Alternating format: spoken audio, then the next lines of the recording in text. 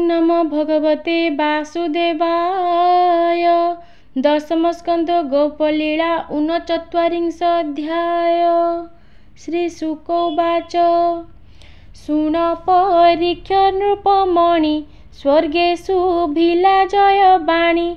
आकाशे थिले जे नारद जानिले षण्ढासुर बोध।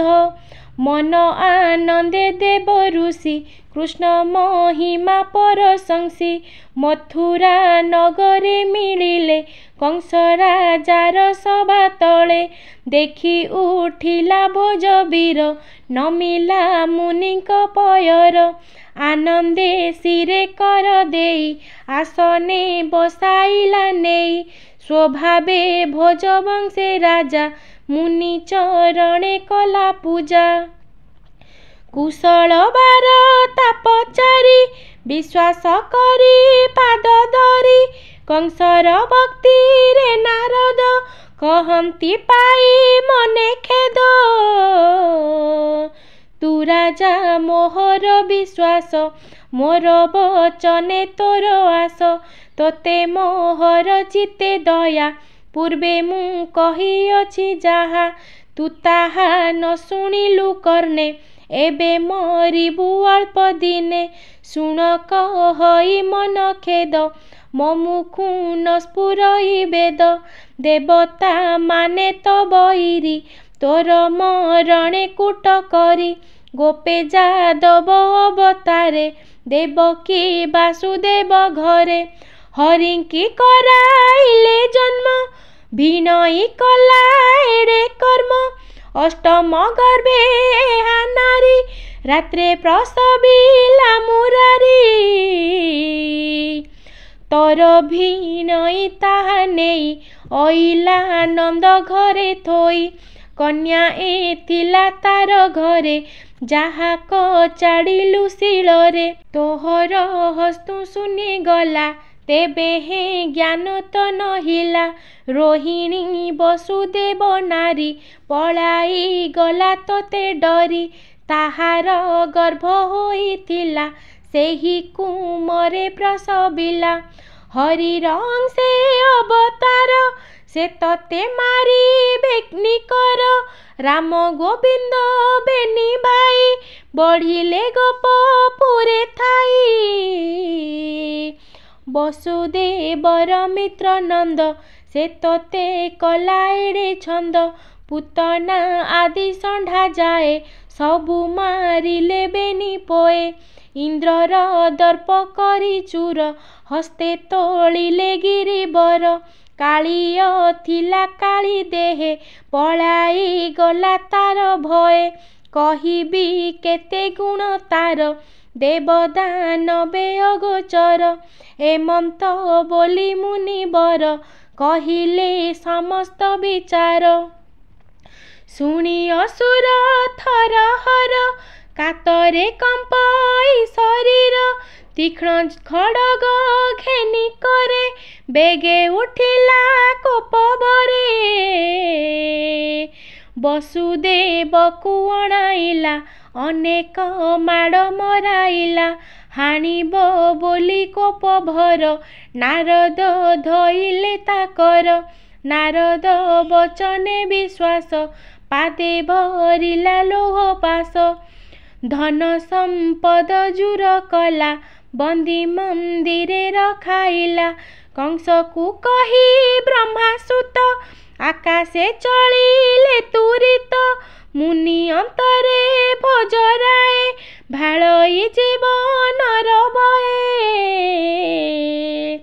केसी दईत को अणाई कहई विश्वास कराई।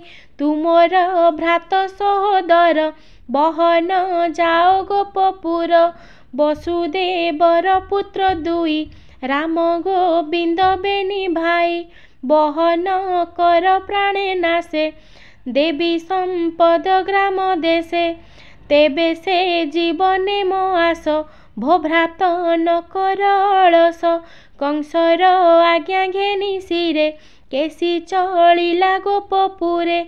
चाणूर मुष्टिकर मेले दर्पिष्ट माले बलियारे। ଗଜକୁ ବଳୟ ମାହୁନ୍ତ ପାତ୍ର ସାମନ୍ତ ଇଷ୍ଟମିତ୍ର ଅଣାଇ କହଇ ଅସୁର ଜଣ ଜଣକେ ଧରି କର ଭବୀର ମୁଷ୍ଟିକ ଚାଣୁର କହି ଯେ ଗଲେ ମୁନିବର ବସୁଦେବତା ପୁତ୍ର ଦୁଇ ଗୋପରେ ଅଇଲା ଲୁଚାଇ ଗୁପତେ ନନ୍ଦ ଘରେ ଥାଇ ବଢ଼ିଲେ ବଳବନ୍ତ ହୋଇ ଯେତେ ଅସୁର ମୋର ଗଲେ ଗୋପରେ ଥାଇ ସଂହାରିଲେ ଦିନକୁ ଦିନ ବଳିୟାର ସେ ମତେ କରିବେ ସଂହାର ତାହାକୁ ଅଣାଇବି ଧରି ଏଥେ ମାରିବି ଯୁଦ୍ଧ କରି ମାଲ ବିନ୍ଧଣେ ମରାଇବି ତେବେଟି ଜୀବନ ପାଇବି ଦେବଇଁ ସମ୍ପଦ ବହୁତ ଗଜ ତୁରଙ୍ଗ ଯୁଥ ଯୁଥ ଶୁଣଃ ପାତ୍ର ମନ୍ତ୍ରୀ ବର ମଞ୍ଚା କରାଇବ ପାର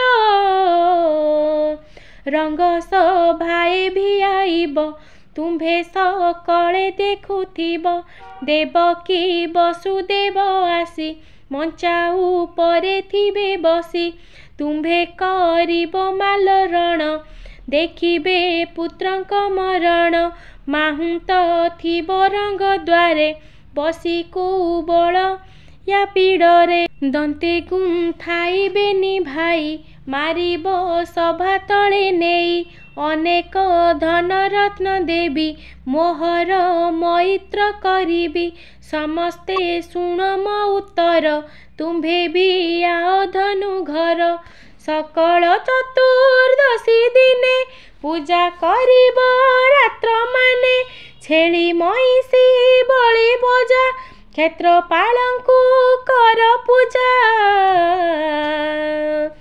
ଘୋଷଣା ଦିଅ ଚାରି ଦିଗେ ଗ୍ରାମ ପାଟଣାପୁର ଭାଗେ ଜନପ ରଜା ଯେତେ ଦୁଃଖୀ ଆସିବେ ଧନୁଯାତ୍ରା ଦେଖି ଦେବଇଁ ଧନ ବସ୍ତ୍ର ଅନ୍ନ ତୁଳା ପୁରୁଷ ଆଦି ଦାନ ଏମନ୍ତ କହି କଂସ ଗଲା ଭିତରୁ ପୁରେ ବିଜେ କଲା ଅକ୍ରୂର ନାମେ ମନ୍ତ୍ରୀ ବର ଯାଦବ ବଂଶେ ବଳିୟାର କଂସର ବିଶ୍ୱାସ ପାର ଡକାଇ ଅଣିଲା ସତ୍ୱର ତାହାର କରେ ହସ୍ତ ଦେଇ କହଇ ଏକାନ୍ତେ ବସାଇ ଭମନ୍ତ୍ରୀ ଶୁଣ ମୋ ଉତ୍ତର ବିଶ୍ୱାସୀ ଅଟୁ ତୁମର ଇଷ୍ଟ ବନ୍ଧୁରେ ସତ୍ୟ କହି ବେଦ ପୁରାଣେ ଅଛଇ ତତହୁଁ ନାହିଁ ମୋର ହିତ ତୁମର ପ୍ରାଣ ପଞ୍ଚଭୂତ ତୋହର ବଳେ ଆଜ ମୁହିଁ ଶତ୍ରୁ ସଂହାରିତେ ଲୋଡ଼ଇ ଯେସନେ ବିଷ୍ଣୁ ଆଶ୍ରେ କରି ଦେବେ ହୁଅନ୍ତି ସୁଖ ଚାରି ନନ୍ଦ ଗୋକୁଳେ ବେଗେ ଯାଅ ମୋହର ହିତେ ଯେବେ ଥାଅ ତୁମ୍ଭର ବଳେ ମୁଁ ନିଶ୍ଚିନ୍ତ ଭମିତ୍ର କହିଲିଟି ସତ୍ୟ ବସୁଦେବର ପୁତ୍ର ଦୁଇ ରାମ ଗୋବିନ୍ଦ ବେନି ଭାଇ ଥୋଇଲା ନେଇ ନନ୍ଦ ଘରେ ଲୁଚାଇ ବସୁଦେବ ଡରେ ତୁ ବେଗେ ରଥ ଘେନି ଯାଅ ମୋର ଛାମୁରେ ଆଣି ଦିଅ ଦେବକୀ ବିଭା ହେଲା ବେଳେ ମୋତେ ଯା ଦେବେ କହିଥିଲେ ସେ କଥା ହୋଇଲା ଯୁକତେ ନାରଦ କହିଗଲେ ମୋତେ ମାରିବେ ବେନି ଭାଇ ସେ କଥା ଉଚିତ ଯେ ହୋଇ ଗୋକୁଳେ ଥାଇ ବଳିୟାର ଅନେକ ମାଇଲେ ଅସୁର ବାଳୁତ କାଣୁ ତାଙ୍କୁ ଧରି ବେଗେ ମୁଁ ପକାଇବି ମାରି ତେବେ ମୋହର ମନ ସ୍ଥିର ଭମିତ୍ର ଧରୁଅଛି କର ନନ୍ଦ ଯଶୋଦା ତାଙ୍କ ସଙ୍ଗେ ଘେନାଇ ଆସ ଯାଇ ବେଗେ ଗରସ ଆଣ ସତେ ଭାର ଧନୁ ଉତ୍ସବ ଯାତ୍ରା ମୋର ଅଣାଇ ମଥୁରା ନଗରେ ବନ୍ଦୀ କରିବି ବନ୍ଦୀ ଘରେ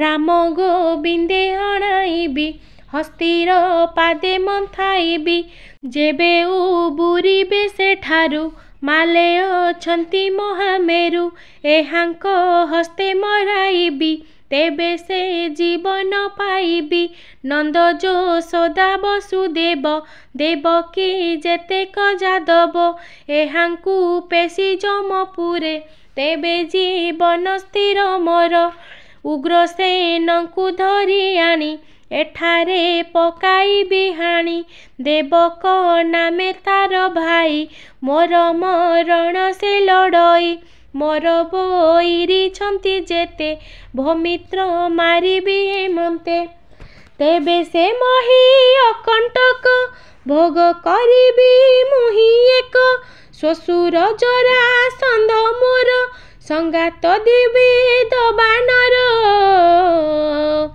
आबर नारका असुर बड़ सुहृद बाणासुर ए मोर कछे बलियार मते डरई सुनासीर भमित्र जाओ बेगे होई धनु उत्सव यात्रा कही बहन आणबेनी भाई मित्र मोहर जेबे तुही एमंत कंस बोल शुणी अक्रूर मने मने गुणी बोलई शुण नरनाथ एक कथा तोहर उचित रिपुकु बुद्धि बळे मारी तेबे जीवन सुखे धरी कहई शुण नरेश्वर दैव बल बलियार